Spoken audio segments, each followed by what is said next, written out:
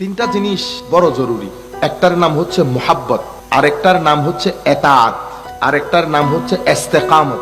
মুহাব্বত মানে প্রেমে পড়া, দিল ও জান দিয়ে কেমন একটা টান অনুভব করা, এবং ওইটার বিরুদ্ধে কেউ কথা বললে আগুন ধরে যাওয়া শরীরের মধ্যে।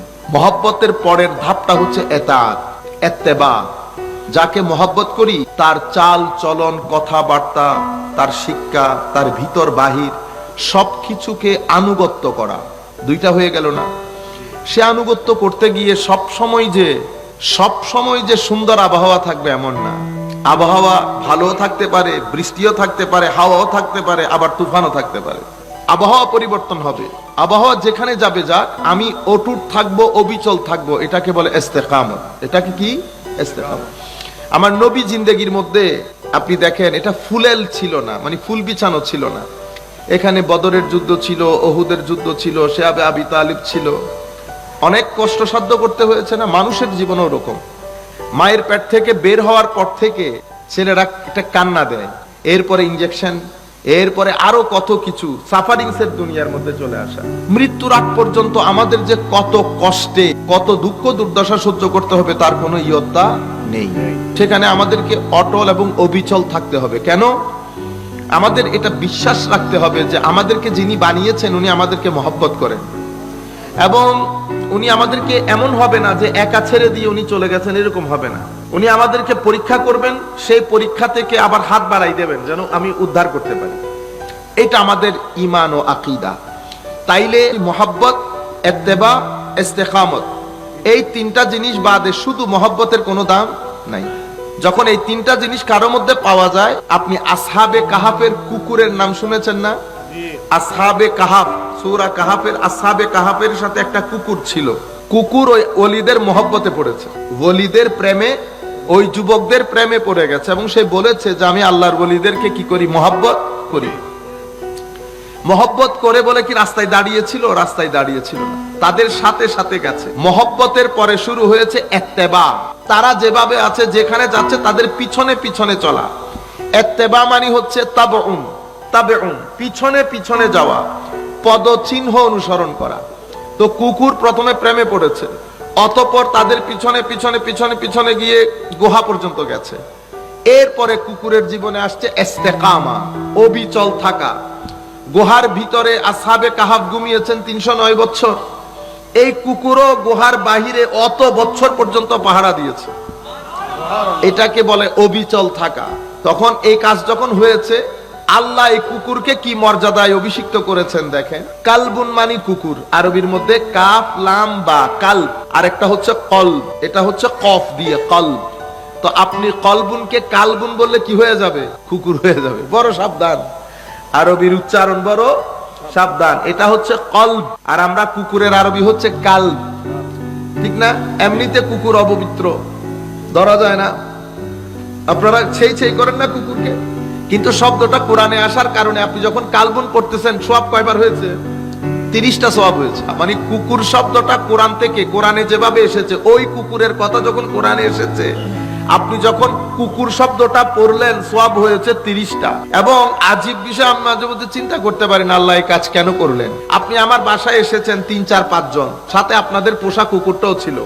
আমি যদি আমার আব্বা আত্মীয় স্বজনকে বলি, তা আমি কি বলবো? আমি বলবো হ্যাঁ ওনারা 3 জন ছিলেন। আমি কি বলবো? আব্বা ওনারা 3 জন ছিলেন, ওনাদের সাথে কুকুর সহ 4 জন। বলবো কোনোদিন? কেউ কোনোদিন বলবেন? আব্বা ওনারা 5 জন ছিলেন, কুকুর সহ 6 জন। বলবেন? কিন্তু আল্লাহ কোরআনে এই কাজটা করেছেন। আল্লাহ বলেছেন আসহাবে কাহাফ, কেউ বলে 4 জন, কুকুর সহ 5 জন, কেউ বলেছে 5 জন, কুকুর সহ 6 জন, কেউ বলেছে 7 জন, কুকুর সহ 8 জন। আজীব বিষয় না? আল্লাহ কুকুরকে এত গুরুত্ব দিলেন, কোরআনে পাকের মতো কিতাবের মধ্যে আপনি কুকুরের কথাটা নিয়ে আসলেন কেন? 3টা জিনিসের কারণে।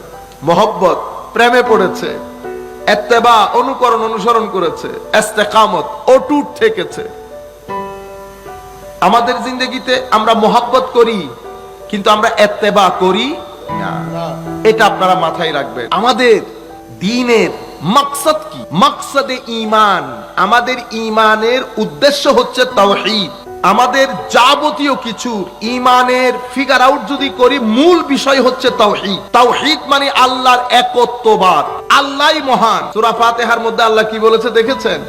আলহামদুলিল্লাহি রাব্বিল, সমস্ত প্রশংসা আল্লাহর বলা হয়েছে। কেন মাওলা? কারণ আমি সবকিছু বানিয়েছি। তুমি যদি নিজেকে নিজে দেখো, তুমি নিজের ভিতর নিয়ে তোমার যে মেইন অর্গানগুলো আছে শরীরের, এগুলো যদি তুমি গবেষণা করো, তুমি পাগল হয়ে যাবে আমি কিভাবে তোমাকে বানিয়েছি। তুমি যদি পাহাড়, পর্বত, নদী, নালা, পশু পাখিদের জীবনীও যদি তুমি দেখো, তুমি যেই দুনিয়ায় থাকছো সেটা ছোট্ট একটা পৃথিবী। আমি যা কিছু বানিয়েছি তার তুলনায় তার কোটি ভাগের এক ভাগও তুমি না।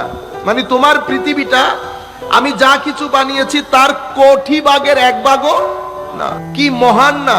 সবাইকে খাওয়ান, এবং উনি না চাইলে আমি এখানে এক সেকেন্ডও থাকতে পারবো না। আমি না, পৃথিবীর কেউ থাকতে পারবে না।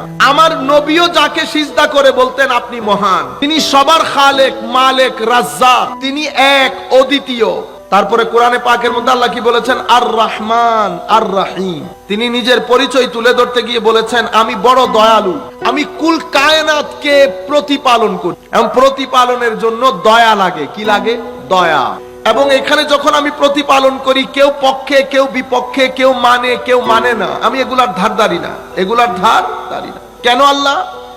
আমি যদি ধরা শুরু করি, তোমাদের কাজের কারণে যদি আমি ধরপাকড় করি, তো জমিনের মধ্যে কেউ চলতে পারবে না, কেউ চলতে পারবে। কাজেই আমি এখন ধরবো না, আমি তোমার মৃত্যুর পরে ধরপাকড়, মৃত্যুর পরে, আমি মৃত্যুর আগ পর্যন্ত তোমাকে ধরপাকড় করব না। আমি তোমাকে বিবেক দিয়েছি, বুদ্ধি দিয়েছি, তুমি তোমার মতো কাজ করে যাও। আমি তোমাকে দুধও দেখিয়েছি, মদও দেখিয়েছি। মদ আর দুধের মধ্যে পার্থক্য করার জন্য একটা বিবেক দান করেছি। তোমার সামনে, তোমার আশেপাশে, তোমার ঘর যেমন আছে, কবরস্থানও আছে। ঘরের মধ্যে যেমন মানুষ থাকে, কবরস্থানেও মানুষ থাকে। কিছু মানুষ উপরে, কিছু মানুষ, এগুলো সব তোমার চোখের সামনে ঘটছে। এমন না যে মানুষ অনেক বৃদ্ধ হয়ে মারা যাচ্ছে, না, এমন না। এখানে ছোট বড় যাচ্ছে, এগুলো তো সবকিছু তোমার চোখের সামনে হচ্ছে। আমি তোমাকে বিবেক দিয়েছি। আমি দয়ালু, প্রতিপালন করি, সবাইকে প্রতিপালন করি। তোমাকে যেমন দেই সবাইকে দেই। আর রহিম, তো প্রথমটা আমি তোমার যোগ্যতার বিচারে দেই না, প্রয়োজনের বিচারে দেই। কিন্তু পরবর্তীটা আখিরাতমুখী। আখিরাতের মধ্যে আমি তোমার প্রয়োজন দেখবো না, তোমার যোগ্যতা দেখবো। এরপরে আল্লাহ কি বলেছেন? মালিকি ইয়াউমিদ্দিন। কুল কায়নাতের যেহেতু সবকিছু আল্লাহর কবজায় এবং আল্লাহর মালিকানায়, আমরা কখনো তৌহিদের কথাগুলো শুনিও না, শুনতে অভ্যস্ত না, আমরা বলিও না। আলাদা আলাদা হয়ে গেছে তো সব। কেউ তৌহিদ নিয়ে চলে গেছে, কেউ রেসালত নিয়ে চলে গেছে।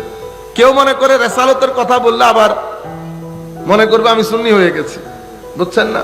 আবার আমরা মনে করি তৌহিদের কথা বেশি বলতে গেলে আবার মানুষ মনে করবে আমি কিন্তু কোনো ওয়াহাবি হয়ে গেছি।